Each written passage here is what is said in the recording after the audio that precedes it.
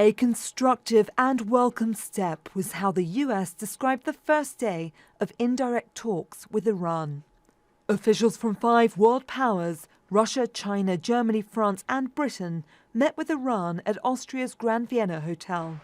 European officials have been shuttling between there and the Imperial Hotel across the road, where US officials are staying. They're attempting to bring the US back to the 2015 nuclear deal they'd signed with Iran. We do see this as a constructive and certainly welcome step. And in the end, we hope that we are able to leave Vienna, return to the United States, our negotiating team, I should say, with a better understanding of a roadmap for how we get to that end state, mutual compliance. Donald Trump described the 2015 agreement as the worst deal in history and pulled out in 2018. Trump had then reimposed UN sanctions with additional US sanctions on Tehran. In February, Biden rescinded UN sanctions, but he hasn't gone as far as lifting US sanctions, saying they'll only happen once Iran is compliant with the 2015 nuclear deal.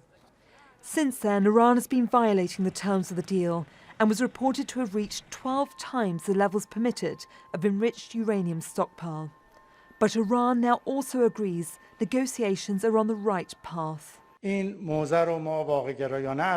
find this position realistic and promising. It could be the start of correcting the bad process that has taken diplomacy to a dead end. We welcome these comments.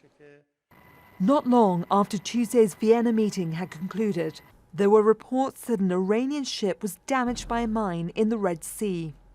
State media says the vessel was supporting Iranian commandos sent to escort commercial ships. It's hard to consider this a coincidence. Maybe it is. But the good news is that the entire world supports a return to the nuclear deal by the US and Iran, with a couple of notable exceptions. And I think the Israelis, the Saudis and the Emiratis, and then congressional Republicans are the parties who are the vast minority, but who do not want a deal and are going to do everything possible to try to upset this process. For now, it seems clear that the administrations in both Tehran and Washington are keen to try to get a rocky relationship back on track. Burdon-Manley, Al Jazeera.